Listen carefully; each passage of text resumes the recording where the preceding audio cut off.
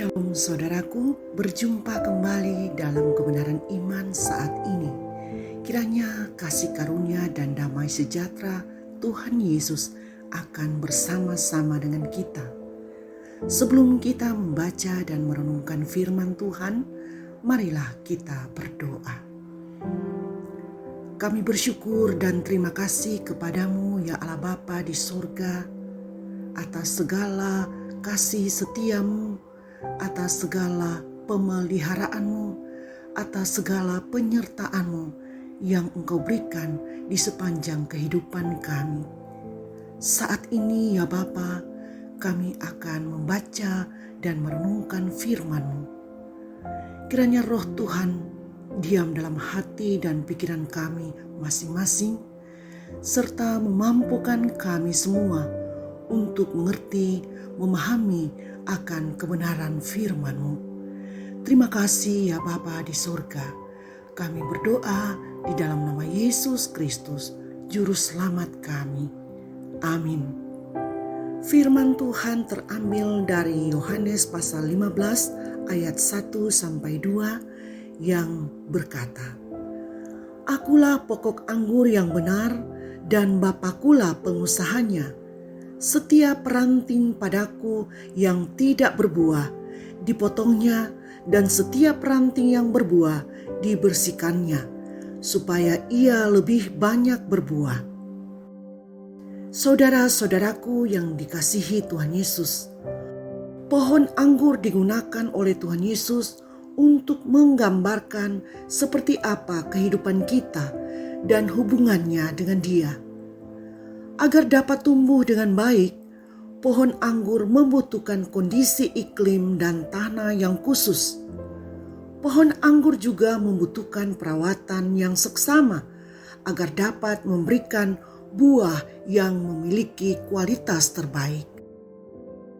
Kehidupan kita seperti pohon anggur yang memerlukan kondisi yang dapat mendukung pertumbuhan rohani kita dan membutuhkan perawatan agar dapat bertumbuh sesuai dengan rencana Allah dan dapat menghasilkan buah-buah rohani yang berkualitas, sehingga buah-buah tersebut dapat dinikmati oleh banyak orang.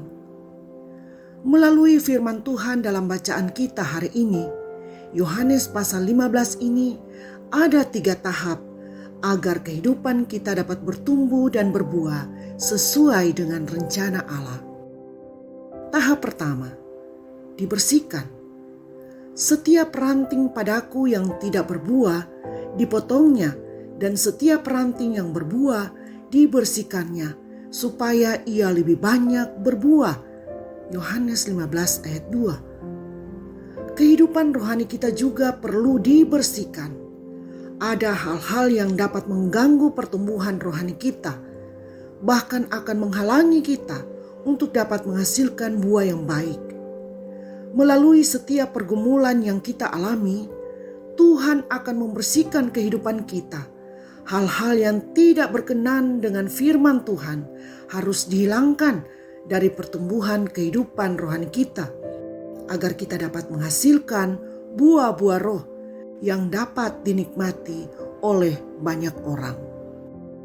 Untuk itu kita harus memiliki hati yang rela untuk dibersihkan oleh Tuhan. Janganlah kita mengeraskan hati kita ketika berada dalam proses pembersihan. Masalah demi masalah yang kita hadapi merupakan cara bagi Tuhan untuk membersihkan kehidupan kita. Mari kita belajar untuk mengetahui kehendak Tuhan melalui suatu masalah. Bagian mana dari kehidupan kita yang Tuhan ingin bersihkan? Relakan hidup kita untuk dibersihkan oleh Tuhan, agar kita dapat menghasilkan buah roh yang Tuhan kehendaki. Tahap kedua, dekat dengan Tuhan. Tinggallah di dalam aku dan aku di dalam kamu. Sama seperti ranting tidak dapat berbuah dari dirinya sendiri kalau ia tidak tinggal pada pokok anggur. Demikian juga kamu tidak berbuah jikalau kamu tidak tinggal di dalam aku. Yohanes 15 ayat 4. Ranting-ranting yang menempel pada pokok anggur akan terus mendapat nutrisi yang dibutuhkannya.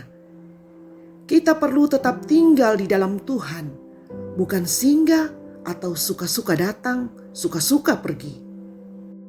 Tinggal di dalam Yesus berarti setia dan bergantung sepenuhnya kepadanya. Di luar Tuhan, kita tidak akan mendapatkan apa-apa. Hanya tinggal dalam Dia saja, kita dapat tetap bertumbuh dan mendapat asupan rohani yang baik. Dan tentunya kita akan menghasilkan buah roh dalam kehidupan kita. Membaca, merenungkan firman Tuhan dan berdoa setiap hari akan membuat kita tetap melekat kepada Tuhan. Firman Tuhan akan menerangi kehidupan kita dan memberi kekuatan agar kita dapat terus bertumbuh di dalam kebenaran. Jika karena kesibukan aktivitas dan pekerjaan kita, sehingga kita mulai mengabaikan untuk membaca firman Tuhan dan mulai menunda-nunda untuk berdoa, maka sudah dapat dipastikan bahwa kita mulai menjauh dari Tuhan. Hati-hati dengan keadaan seperti ini, karena kita tidak akan mendapatkan nutrisi rohani yang kita butuhkan. Keadaan ini akan membuat kita mati secara rohani dan tidak akan menghasilkan buah roh yang Tuhan kehendaki. Mendekatlah kepada Allah dan Ia akan mendekat kepadamu. Yakobus 4 ayat 8. Tahap ketiga, berbuah. Setiap orang Kristen sejati mesti menghasilkan buah yang berkualitas. Orang Kristen yang tidak dapat menghasilkan buah adalah orang yang tidak tahu mengucap syukur, sudah menerima kehidupan, keselamatan, dan berkat-berkat berkelimpahan, tetapi tidak menjadikan kehidupannya menjadi saksi akan kasih karunia Allah. Kehidupan seperti ini ibarat ranting yang kering yang harus dipotong, dibuang, dan dibakar. Saudara-saudaraku yang terkasih, marilah merelakan kehidupan kita untuk diproses, dibersihkan oleh Tuhan, dan hidup mendekat terus kepada Allah. Maka pastilah hidup kita dapat menghasilkan buah-buah roh yang Tuhan kehendaki, yang bermanfaat bagi banyak orang. Amin. Mari kita berdoa. Bapa di surga, terima kasih atas firman-Mu saat ini. Kiranya iman kami terus bertumbuh di dalam Engkau ya Bapa. Hidup dan kehidupan kami ada dalam tangan-Mu. Ajarlah kami untuk terus bertumbuh di dalam Engkau, seperti ranting-ranting dari pokok anggur. Lewat pergumulan-pergumulan yang kami alami, hal-hal yang tidak berkenan kepadamu Tuhan akan membersihkannya, agar kami menjadi lebih baik dalam hidup ini. Ajarkan kami ya Bapa untuk semakin dekat kepadamu, untuk setia membaca firman-Mu, setia untuk beribadah, agar iman kami semakin bertumbuh di dalam Engkau. Terima kasih Tuhan, Engkau memberikan kami kehidupan, keselamatan, bahkan berkat-berkat-Mu. Kiranya kami boleh berbuah untuk menjadi saksi-saksi Kristus dalam kehidupan ini. Terimalah syukur kami ya Tuhan, kami sudah berdoa di dalam nama Tuhan Yesus Kristus yang mengampuni dosa-dosa kami.